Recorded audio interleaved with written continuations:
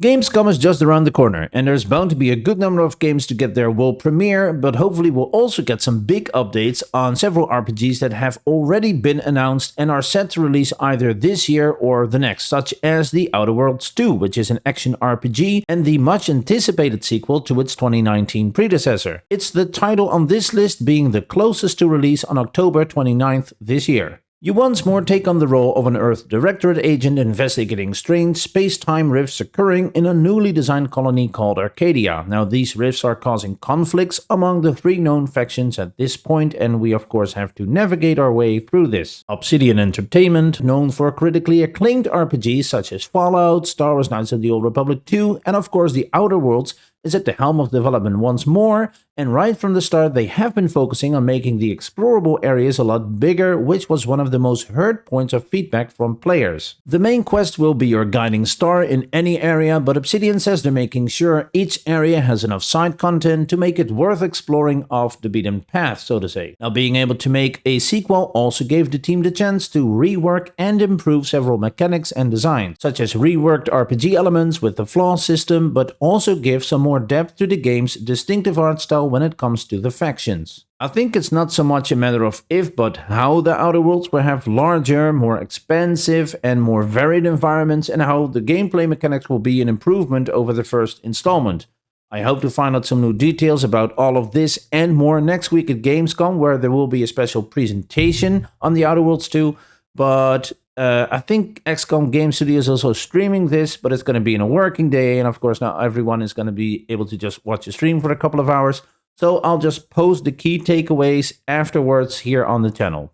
Another promising RPG that was promoted at this summer's Xbox Showcase is Clockwork Revolution, a steampunk-inspired action RPG. The story's main villain is using time travel to manipulate the world to her benefit, and you have to set things right by undoing her actions. To do so, you have to travel to the past, and this will lead to environmental and narrative shifts in the present time. As such, the game features time-bending combat where you can slow, rewind, or manipulate time, rich RPG systems, and extensive character creation. On top of that is a dynamic narrative where your interactions with the game's factions will change the ultimate outcome of the story. This whole manipulation of time idea sounds like it could be a whole lot of fun, both in combat but also story-wise, because you might have to just keep track of several scenarios and possible outcomes at the same time.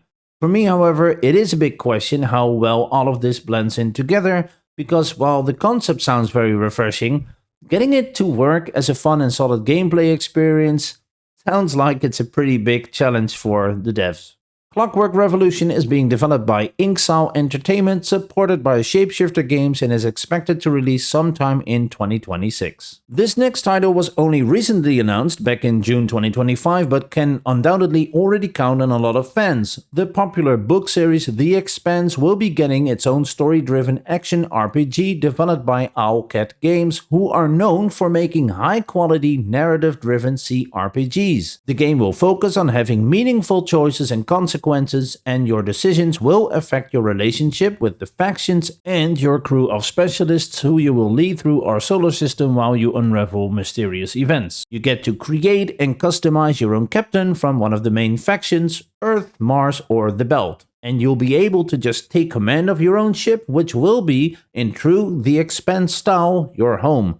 Now, there's not an awful lot yet known about combat, other than it will be third person, using cover-based gunplay and class-driven abilities. Of course, a major part of making a game based on a critically acclaimed IP is getting the look and feel just right. And I'll be the first one to admit I'm a little biased because I love the books and I love the TV show, but looking at the announcement trailer, it's showing images very close to the source material. And of course, a lot of players with me will be looking to get the same feeling they get from watching the TV show as they're playing the game. Even today, The Expanse is rated an 8.5 on IMDb, and even when you're unfamiliar with The Expanse, this looks like a game you can just play and enjoy because I trust Owlcat Games enough. I loved Warhammer 40k Rogue Trader to get the gameplay right, and who knows, you might just be another poor soul being captivated by The Expanse universe. Being only just announced, the release date is still unknown, with a rough estimate of 2026 or 2027. The next game on the list is Crimson Desert, a title that's been on the radar for quite some time now, ever since 2019, as a prequel to Black Desert Online. Now, over time, it has evolved into a promising standalone open-world action-adventure RPG. It's been showcased by numerous large media platforms over the past years, and it'll be present at Gamescom in less than a week. The game offers a deep intuitive combat system with swords, bows and arrows, and other weapons that you can find out in the world. Now, you can also ride horses, fly dragons, or travel around using magic powers. The game will offer both a single-player and multiplayer experience, with character creation and customization being tied to the online part of the game. In the single player part, there's a deep storyline to unravel with lots of side quests and other dynamic events such as challenging boss fights. So while on the one hand we've already seen some really good footage featuring combat where the skill is just really impressive and a lot of focus seems to be on the combat system, on the other hand, at least for me, it'll be interesting to see how well the balance is struck between the action part and the adventure part.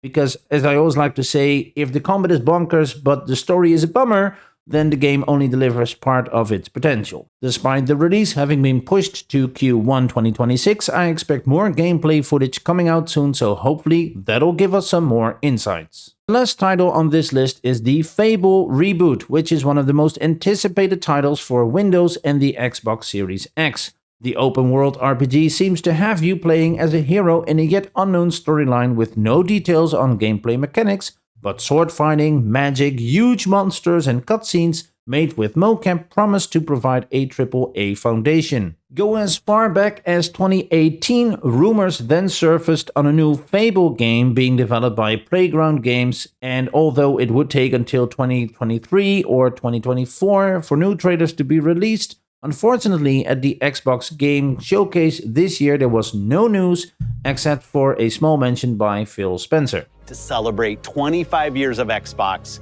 with a new Fable. Right now, it's just hoping for Fable to make another public appearance somewhere, and maybe next week at Gamescom, who knows? I'll be there as well, starting with Opening Night Live next week Tuesday, and then followed by 5 days of different events, so demos, presentations, showcases, cosplay event, you name it. It'll be crazy crowded because they're expecting to have over 300,000 visitors, but I'm sure it'll be a ton of fun. So if you can't make it there, if you want to know more about the games being presented at Gamescom, subscribe to the channel because I'll be uploading videos and community posts as much as I can at the end of each day there at Gamescom to share with you all. That's all for now. Thank you for watching, and I hope to see you in the next video. Until then, bye everyone.